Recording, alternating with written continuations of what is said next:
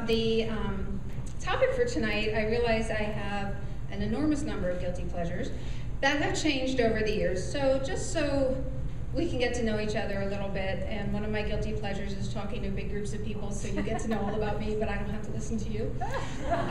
So basically, I mean, you're gonna get to know me. So I love smiley face stickers, binders, tabs, organizing things. I love going into places and thinking about how I could make someone else's room look nicer. I actually go into hotel rooms and change the furniture around, but I put it back before I leave, because it should be the way I want it when I'm in there. I enjoy thinking of creative punishments for my children, and so I have a lot of little things that, oh, and I love ABBA, Dancing Queen. I love a little buzz drunk to Dancing Queen after I've yelled Dancing Queen to the DJ like 5 times. That's one of my favorites. Oh, and I really love, there was this one year when I worked late till 7, and I used to stop at McDonald's on my way home, and then I would come home and watch 90210 and Melrose Place, but I didn't tell anybody I watched those because I was an English teacher, and that's just not right.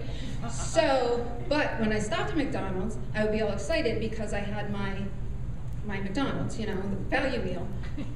But I get home and I didn't have any fries, so I started ordering car fries. So those are the fries that you get to eat in the car, so that when you get home, you still have fries. So these are some of my guilty pleasures. So, but I decided to narrow down to one, and the one I want to tell you about is one year, about 13 years ago, that I spent about a year contemplating my navel. And when I was thinking about this topic, I decided to look up what navel meant, and I just want to share with you, there is a term called navel gazing, which means you basically have nothing better to think about than yourself. So, but we covered that earlier, so that is my thing. So basically what I want to share with you is, as many people who have been pregnant know, as your abdomen expands, your belly button changes. It gets flatter and flatter and flatter and flatter. Now, looking at your belly button is not the easiest thing in the world to do, quite frankly, because it's, you know, here. So you kind of maybe have to look in the mirror or whatever, but it's got this like little knot in the middle, and then these radiating little spirals kind of coming out of it. And it got flatter and flatter and flatter. Now I was lucky, my stomach went back in before it, you know, actually popped out. So, and then all of a sudden, you know, like in a day, it was back to regular. So, but not really regular, it's kind of droopy, you know, like bloodhound face, kind of like hanging there. And, you know, and there's all this jiggly stuff going on, and it was kind of a mess. So then, I was at this doctor's office, and I had noticed this like rash around it. And I said, what's going on here? What's this red rash? And he said, oh, you have a yeast infection. I said, in my belly button? And he said, yeah.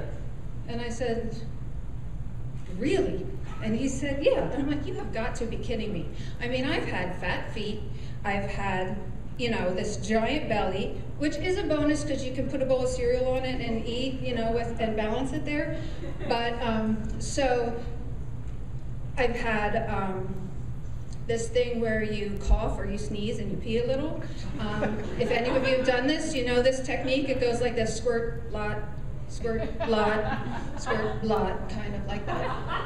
That's if you're not prepared. You know, you throw up at inconvenient times, and but I'm like, really, a yeast infection? I'm sorry for those of you who are drinking beer and eating bread and stuff. I apologize. We need hard liquor all around over here. So then, after that got taken care of, I developed this really cool thing called an umbilical hernia. And that is where, like, I look down and all of a sudden I've got this, it's sticking out a little. Looks like a nipple, kind of. And I'm just like, okay, what is this now? So I had this friend who had really small breasts, and she could wear like really cool halter tops with no bra, which I could never do since 5th grade. And so she put Band-Aids on her nipples so that, you know, she could be modest, but not wear a bra. So I'm like, I'm gonna put a Band-Aid on here. And that held it for a little while, you know, kind of. So then, but then it kind of started to stick out more. So I said to someone, now, you know, I don't want to walk around with this like belly button erection sticking out all the time. So I said, you know, what do I do? She said, well, tape a nickel over it. Right? So I put a nickel over it and taped it up, and I'm thinking, this is great, you know, I got a little nickel with me if I ever need it, and I'm having these, I'm imagining that I'm in a line at the grocery store, and somebody's like, oh God, I don't have the change, and I'll be like, got it, you know. So they got bigger and bigger and bigger, and I honestly don't know how you guys walk around with those things, because it's just like this annoying big bump hanging out on there. So after a bunch of physical therapy, I kind of got it back under control, and it's not pretty. I probably won't show it to you, but it's not, you know, it's not too bad. But most pregnant women will tell you that all the food allergy, you know, all the cravings and the throwing up and the aversions and the fat feed and the umbilical hernias and all that are really worth it, because when you're done, you know, you have this baby, and that's all awesome. But the thing is, I never had a baby, and I was never pregnant. I have a disease that's called polycystic liver disease, and the reason my feet were fat was because I was in intensive care for 4 days after I was in a surgery to take care of it, where I crashed twice on the table. And my abdomen had swelled out to here, not with a baby, but with liver. And I had to go all the way out to Rochester, Minnesota, and have 25 pounds of liver removed from my body. And you can look it up, by the way, polycystic liver disease, PLD. It's gross. Don't look at don't do images, but if you're interested in it, it's gross. If you're eating, don't look it up. So the reason that I had this weird belly button is because on a weekly basis I had to go to Harrisburg and have, yeah, I'm not going to care about other people because I'm going to finish my story.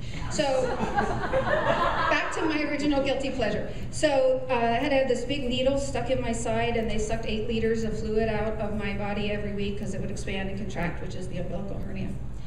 And probably the worst thing was when people would rub my belly and say, when you do, don't ever do that to anybody. Because they might not have a baby in there, they might have a big liver. And the reason they might have not have a baby in there is because they have a big liver.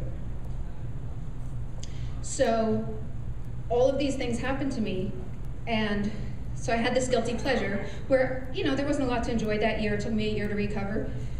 But, you know, I made like this whole belly button thing. But what I like now is I can stand up here and tell you, because, you know, once you've almost died, the rest of it doesn't matter. So I can stand up and tell you, I'm going to go in my car, I'm going to eat my car fries, I am going to sing at the top of my lungs a Dancing Queen, I'm going to go to a hotel, I'm going to rearrange the furniture, I will put it back, even though it would have been better if I had arranged it in the first place.